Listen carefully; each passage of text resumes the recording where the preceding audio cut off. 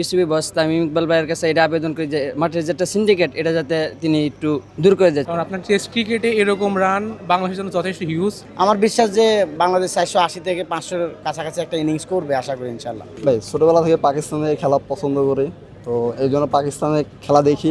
Overall দিন শেষে দুর্দান্ত, 85 ওভার 4 উইকেটে 301 ম্যাচ শেষ করা এবং এলকেডি এবং মিস্টার ডিপেন্ডেবল উইকেটে আছে, তার মানে বেশ দুর্দান্ত। 31 রানে যখন 2 উইকেট হারায় আর্লি মর্নিং 11 ওভারের আগে, সেখান থেকে captain leading from the point যেভাবে হচ্ছে যে ইনিংস রিপেয়ার করলেন এবং হচ্ছে যে যেভাবে মমিনুল সাপোর্ট দিয়েছেন, ক্যাপ্টেন আউট হওয়ার পরে ব্যাকফুটে খেলতে গিয়ে আউট হয়েছেন, দুজনেই এলবিডব্লিউ হয়েছেন। মমিনুল ভালো খেলেছেন, আনফর্চুনেট ওটা এলবি হয়ে গিয়েছে, তো কিছুটা আক্ষেপ তো আছে, তবে দিন শেষে অসাধারণ দুজন ব্রিলিয়েন্ট ইনিংস খেলেছে এবং দারুণ একটা স্টেজে বাংলাদেশকে নিয়ে আসছে। যেমনটা বললেন, মুশফিকুর রহিম এবং লিটন দাস এখনো ক্রিজে আছে, কালকে তারা দুজন দিনটা শুরু করবে। কি মনে হয় লিটন দাস এবং মুশফিকুর রহিম তাদের দুজনের থেকে কি একজনের সেঞ্চুরি হবে কিনা, এবং বাংলাদেশ কি 500 রানটা করতে পারবে কিনা, 500 রান পর্যন্ত যাবে কিনা? আমিও সেটাই ক্যালকুলেশন করছিলাম, যদি দুইটা সেশন বাংলাদেশ ব্যাটিং করতে পারে বা 50 ওভারও ব্যাটিং করে দুইটা সেশনে, তাহলে আমার বিশ্বাস যে আরও 200টা রান যুক্ত হওয়ার কথা। আর মিস্টার ডিপেন্ডেবলের এটা 101তম ম্যাচ মোস্ট প্রবাবলি, সো আমার বিশ্বাস সে সেঞ্চুরি করবে। এবং এলকেডি লাল বলে মিডল অর্ডারে বেশ দুর্দান্ত ব্যাটসম্যান, মানে এটা আপনিও জানেন আমিও জানি, ভরসার নাম দলের, তো দুজনেই ভালো ইনিংস করবে। পিছনের দিকে মিরাজ আছে, তাইজুল আছে, তারাও বেশ ভালো ব্যাট চালাতে পারে। আমার বিশ্বাস যে বাংলাদেশ 480 থেকে 500-এর কাছাকাছি একটা ইনিংস করবে আশা করি ইনশাল্লাহ। লাস্ট প্রশ্ন, সেটা হচ্ছে যদি 500 রান করে, বাংলাদেশ যখন বোলিংয়ে নামবে, বাংলাদেশ দলের নাহিদ রানা আছে, বেশ গতিময় বোলার। পাকিস্তান আজকে ফিল্ডিং নেওয়ার মেন কারণটাই ছিল, যদি আগে ব্যাট করতো নাহিদ রানা ছিল, শরীফুলরা ছিল, উইকেট পড়ে যেতে পারতো। সেক্ষেত্রে বাংলাদেশ যদি 500 রান করে, বাংলাদেশের যে পেস বোলিং ইউনিট, সেটা দিয়ে কি মনে হয় বাংলাদেশ কি এই ম্যাচটা জিতে, টেস্টটা কি জিতবে কিনা? একটা সময় ছিল যখন মিরপুর ছিল ধান খ্যাত, তখন শুধু স্পিন অ্যাটাকে হচ্ছে যে প্রতিপক্ষকে ঘায়াল করতে। এখন আপনার স্পেস আছে, 150 কিলোমিটার পার আওয়ারে বল করতেছে আপনার নাহিদ রানা, ইবাদত এবং তাসকিন রেগুলার 140+ বলিং করতেছে। তাইজুল আছে অন স্পট বল করে, মেহেদি মিরাজ টেস্টে প্রুভেন পারফর্মার। আমার বিশ্বাস আমি বাংলাদেশ এই ম্যাচ জিতবে এবং বাংলাদেশকে এগিয়ে রাখছি। যদি বাংলাদেশ 450 করে, আমার বিশ্বাস ভালো একটা লিড পাবে এবং ফার্স্ট আওয়ারে যদি সেকেন্ড সেশনে বাংলাদেশ কিছুক্ষণ ব্যাটিং করে ছেড়ে দেয়, তো নাহিদ রানার বল আসলে বেশ ভালোভাবে ফেস করতে হবে। এবং পিএসএলের মতো জায়গায় এক ম্যাচের জন্য উঠাই নেওয়া এটা দুর্দান্ত ব্যাপার, যেখানে পাকিস্তান পেসের ফ্যাক্টরি, শোয়েব আক্তার থেকে শুরু করে ওয়াকার ইউনুস সবাই ওখানকার, সেখানে পাকিস্তানিরা পেস বলারকে ভয় পাচ্ছে, এটা আসলে সহজ ব্যাপার না। বাংলাদেশ জিতবে ইনশাল্লাহ। আলহামদুলিল্লাহ অনেক সুন্দর, যেহেতু আমরা আমি লাস্ট পর্যায়ে আসছি, আমাদের একটা ম্যাচ ছিল, আমরা ম্যাচ খেলে লাস্ট পর্যায়ে এখানে আসছি, তো লাস্ট পর্যায়ে আসি মুশফিক ভাই এবং লিটন ভাইয়ের অসাধারণ পারফরমেন্স দেখলাম এবং আশা করি বাংলাদেশ একটা বড় স্কোর দাঁড় করবে। প্রথম ইনিংসে 500 রানের লিড দিবে আশা করি।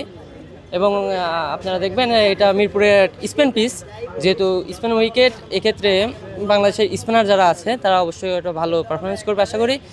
আর বিশেষ করে এই মিরপুর মানে সাকিব আল হাসান যদি আজকে থাকতো তাহলে হয়তো বা আরও বেশি ভালো লাগতো, কারণ আপনারা যে এর আগে দেখেন মিরপুরে যতগুলো ম্যাচই হয়েছে আন্তর্জাতিক, সবগুলোতে সাকিব ভাই অনেক ভালো পারফরমেন্স করেছেন। এবং আশা করি যদি আমি বিশেষ করে তামিম ভাইকে বলবো যে সাকিব ভাইকে যদি দেশে আনানো যায়, তাহলে হয়তো বা এই দলটা আরও শক্তিশালী হবে। আপনারা অনেক ক্ষেত্রে লক্ষ্য করবেন যে মিডল অর্ডারে আর কি, যেখানে আমরা বারবার লক্ষ্য করি মিডল অর্ডারে বাংলাদেশের সেমন কোনো অভিজ্ঞ প্লেয়ার নাই, একবার নাই বললেই চলে। সাকিব ভাইকে আপনি বোলিং দিবেন, ব্যাটিং দিবেন, যেখানেই দিবেন সে একটা এক্সট্রা প্লেয়ারে কাজ করতো। আমরা এখনও লক্ষ্য করি ওই প্লেয়ারটা আমরা মিস করি। মেহেদি মিরাজ ভাই ভালো খেলে, তারপরেও সেই অভাবটা পূরণ করতে পারছে না। আমি তামিম ভাইকে বিশেষভাবে আবেদন করব যে সাকিব ভাইকে যেন অতি দ্রুত দিশে আনে এবং আবার ন্যাশনাল টিমে নিয়ে আসে। বাংলাদেশ প্রথম ইনিংসে ব্যাট করছে, নাজমুল শান্ত সেঞ্চুরি তুলে নিয়েছে এবং মমিনুল হক অল্পের জন্য সেঞ্চুরি মিস হয়েছে। ওভারঅল আজকে বাংলাদেশের ব্যাটিংটা কেমন দেখবেন? ভাই আজকে ওভারঅল বাংলাদেশের ব্যাটিং লাইন আপটা অনেক হার্ড ছিল এবং তারা অনেক ভালো খেলছে।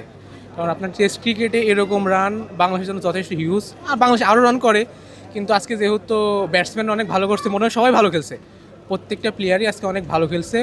তো সেই হিসাবে বলবো ভাই বাংলাদেশের ব্যাটিং লাইন আপটা আজকে অনেক ভালো ছিল। আহ, এখন ব্রিজে আছেন মুশফিকুর রহিম এবং লিটন দাস, জি। কালকের দিনটা তারা দুজন শুরু করবে। কি মনে হয় এখান থেকে কি দুজনের মধ্যে একজনকে সেঞ্চুরি তুলে নিতে পারবে এবং ভাই, বাংলাদেশ কত রানে যে থামতে পারে? ভাই এখন এটা তো ভাই ইদান খেলা, এখানে এখন কখন কী হবে সেটা বলা যাচ্ছে না। যেমন আপনার মমিনুল সে আপনার সামান্যর জন্য সে সেঞ্চুরি মিস করলো। এখন হয়তো মুশফিকুর 50 পাবে, আশা করি সে 100-এর দেখা একটা পাবে। এখন লিটনও সে অনেক ভালো খেলে, দেখা যাক এখন সে কি করে, কিন্তু আশা আছে সেও একটা অ্যাটলিস্ট সে 50 পাবে ইনশাল্লাহ, এটা আমি আশা করছি আর কি। বাংলাদেশের যে বোলিং লাইন আপ, সেক্ষেত্রে বাংলাদেশ যদি প্রথম ইনিংসে একটা বড় সংগ্রহ করে দিতে পারে পাকিস্তানকে, পাকিস্তান যখন ব্যাটিংয়ে নামবে, বাংলাদেশের যে পেস বোলিং ইউনিটটা আছে, কি মনে হয় তারা কি পাকিস্তানকে অল্প রানেই গুটিয়ে দিতে পারবে ভাই কিনা? বর্তমানে তো বাংলাদেশের বোলিং লাইন আপ অনেক হার্ড, তো সেই সুবাদে বলা যায় তো বাংলাদেশের বোলিং লাইন আপ দিয়ে পাকিস্তানকে আটকানো সম্ভব। বোলিং লাইন আপ যদি একটু ভালো মতো করা যায় তাহলে আশা করা যায় পাকিস্তানকে সামান্য রানেই আটকে দেওয়া সম্ভব এটা ভাই। কারণ বাংলাদেশের বোলিং এখন দেখা যাচ্ছে আগের তুলনায় এখন কিন্তু বোলিং লাইন আপটা অনেক ভালো, তাই বলা যায় যে আটকে দেওয়া যাইতে পারে ভাই। পেস বোলিংটা অনেক উন্নত হয়ে যাচ্ছে দিন দিন। আচ্ছা, একটা সময় তো বাংলাদেশ যখন খেলতো পাকিস্তানের পেসারদের বাংলাদেশ ভয় পেত, বা আমরা যারা দর্শক আছি আমরা অনেক সময় পাকিস্তানের পেসারদেরকে ভয় পেতাম। এখন সময়টা পাল্টেছে, এখন পাকিস্তানরা আমাদের পেস বোলিংকে একটু ভয় পাচ্ছে এই ভাই। জিনিসটা কেমন লাগে যে বাংলাদেশি ফ্যান? ভাই আগে তো বাংলাদেশে পেস বল অতটা হার্ড ছিল না, এখন আপনার নাহিদ রানা বা আপনার তাসকিন এরা তো অনেক ভালো বল করছে। মানে এই মেন আপনার এই যারা বর্তমানে ভালো বল করছে এদের জন্যই মূলত বর্তমানে বাংলাদেশের বোলিং লাইন আপটা অনেক হার্ড। এটা আগে অতটা হার্ড ছিল না, আগে অন্যান্য দল বাংলাদেশকে তেমন একটা গুনতো না, কিন্তু এখন মেইনলি ভাই বাংলাদেশের তার বোলিং লাইন আপটাই অনেক ভালো। এখন বাংলাদেশের সকল ভরসা ধরুন ওইটাই। ভাই ছোটোবেলা থেকে পাকিস্তানের খেলা পছন্দ করি, তো এই জন্য পাকিস্তানের খেলা দেখি এবং এই জন্য পতাকাটা নিয়ে আসছে, ঠিক আছে। এখানে অন্য কোনো বিষয় না, ঠিক আছে। দেশকেও ভালোবাসি, পাকিস্তানের খেলা পছন্দ করে দেখে পাকিস্তান টিমকে ভালোবাসি, দেশকে না, ঠিক আছে। অনেকে ভুল বুঝে যে আপনি পাকিস্তানের বাংলাদেশে বসবাস করে পাকিস্তানকে কেন সাপোর্ট করেন। আমরা হচ্ছে নর্মালভাবে খেলাকে পছন্দ করি, তো আমরা যখন ফুটবলের ক্ষেত্রে আর্জেন্টিনা ব্রাজিলের সাপোর্ট করে, তো এরকম ক্রিকেটে সেম। আজকে পাকিস্তানের খেলাটা কেমন দেখলেন, বোলিংটা কেমন দেখলেন? বোলিংটা অতটা ভালো হয় নাই এভারেজ, বাট দেখা যাক সামনে ভালো হবে ইনশাল্লাহ।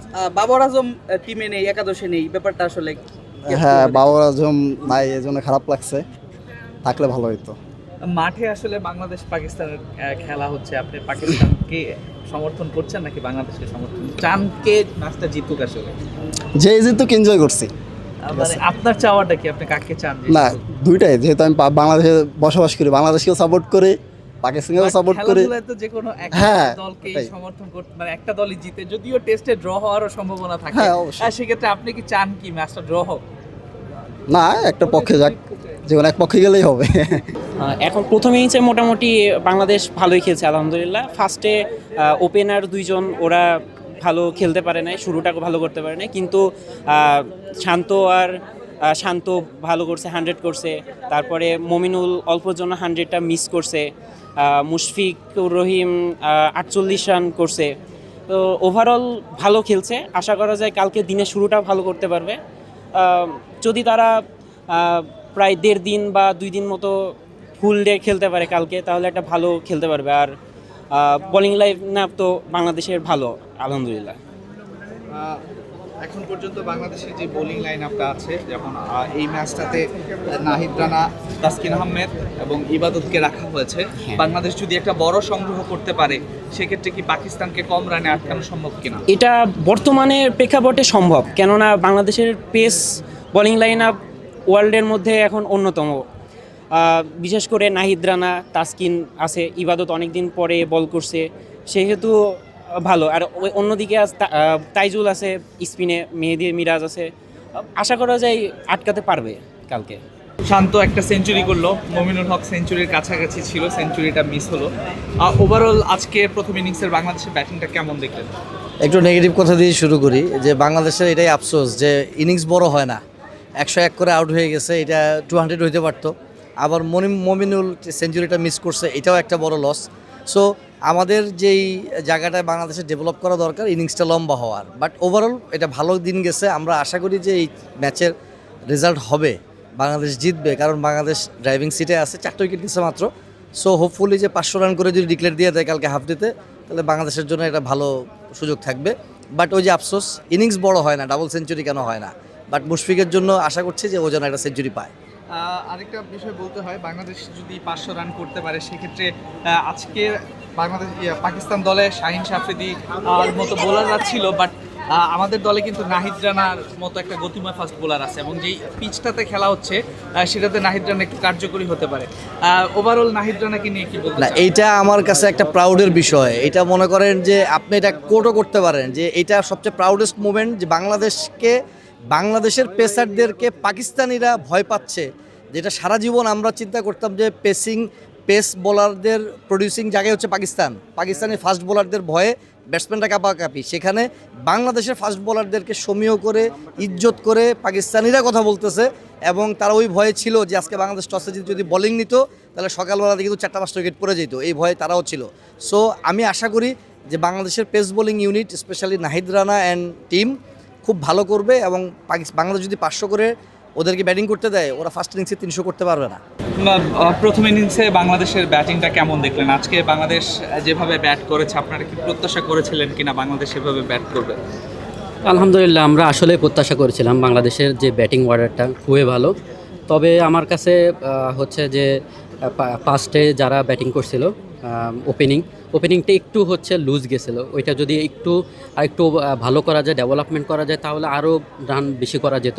আজকে যেমন 300+ একটা রান হলো, হয়তো 350-400 রান একটা আশা করা যেত আর কি। ভালো একটা উইকেট ছিল, ভালো মোটামুটি একটা রানও করছে।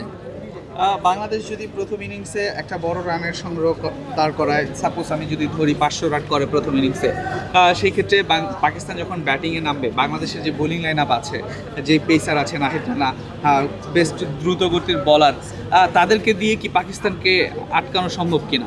হ্যাঁ, ডেফিনেটলি এটা আসলে কোনো ইম্পসিবল কোনো কিছুই না। কারণ বাংলাদেশের এখন অলরেডি হচ্ছে যে একটা বোলিং, যে পেস বোলিংটা খুবই ডেভেলপমেন্ট, এবং হচ্ছে আমি যেটা মনে করি ওয়ার্ল্ড ক্লাস বলাররা আছে, সাচেস যদি ধরেন নাহিদ রানা আছে, ও হচ্ছে এখন স্পিড স্টার আমরা যেটা তাকে বলে থাকি। তো ডেফিনেটলি ভালো করতে পারবে ইনশাল্লাহ। 500 রানের যদি করতে পারে বাংলাদেশ, ইনশাল্লাহ ওদেরকে 500 রানের আগে হচ্ছে যে করা যাবে, আটকানো যাবে। ঠিক আছে, থ্যাংক ইউ। চাঁদপুর থেকে মূলত আসা লিটন কুমার দেখার জন্য। তো ও আজকে মানে পুরো খেলা তো দেখতে পারলাম না, অপরাজিত ছিল। এখন কালকে আবার আসবো সকালে, দেখি কালকে কতটুকু করতে পারে। তো মূলত ওর জন্যই আসা, আমি স্পেশালি ওর ভক্ত। লিটন দাস তো এখনো আছে, কি মনে হয় যে শেষ পর্যন্ত কি লিটন শেষ পর্যন্ত আমি সেঞ্চুরি আশা করি? জি অবশ্যই সেঞ্চুরি আশা করি। আজকে ওভারঅল বাংলাদেশের ব্যাটিংটা কেমন দেখলেন? ওভারঅল ব্যাটিং নাজমুল শান্তর ব্যাটিং ভালো লাগছে। ও সবসময় অ্যাটাকিং খেলে, স্পেশালি টেস্টেও মানে বাংলাদেশের সবচেয়ে বর্তমানে আর কি ফর্মের ব্যাটসম্যানও আছে টেস্টে, ওর ব্যাটিং উপভোগ করেছি। আপনি লিটন দাসের ভক্ত, আপনি কেন আসলে লিটন দাসের একটা ভক্ত? কারণ বাংলাদেশে একমাত্র স্টাইলিশ ব্যাটসম্যান লিটন দাস আছে, যা আমি খেলা দেখি যত মানে আজকে 4-5 বছর আর কি খেলা দেখি, তো প্রথম থেকেই দেখছি আর কি লিটন দাসই বাংলাদেশের সবচেয়ে ক্লাস ইজ বেটার। এই জন্য লিটন দাসের কাছে কখনো মানে যদি কাছে আমি আজকে কি আবদার করবেন? অবশ্যই একটা অটোগ্রাফ আশা করব, জার্সিতে একটা অটোগ্রাফ আশা করব। ঠিক আছে। আর শেষ পর্যন্ত বাংলাদেশ এই ম্যাচটা জিতবে কিনা? জি জিতা আশা করি। সর্বনিম্ন তো 500 রানের টার্গেট প্রথম ইনিংসে আশা করি। আমরা আজকে খেলা দেখতে আসলাম, আমরা 4 জন। আলহামদুলিল্লাহ অনেক সুবিধা পাইছি। আমরা গত ম্যাচে আসছিলাম, ওই ম্যাচে পানির একটা সিন্ডিকেট ছিল যে 40 টাকার পানি 120 টাকা পেয়েছে। আমরা সাধারণ জনতা হিসেবে এই সিন্ডিকেটটা আমাদের জন্য অনেক ভোগান্তি ছিল, কিন্তু আজকে যাচ্ছি আলহামদুলিল্লাহ অনেক সুন্দর একটা শুভেচ্ছা পাইছি যে আমরা পানি আজকে ফ্রিতে খাইছি। তাই আমি বিসিবি বস তামিম ইকবাল ভাইয়ের কাছে এটা আবেদন করি যে মাঠের যেটা সিন্ডিকেট, এটা যাতে তিনি একটু দূর করে দেয়, তাহলে আমরা সাধারণ জনতার লাগে খুব ভালো হবে আর কি।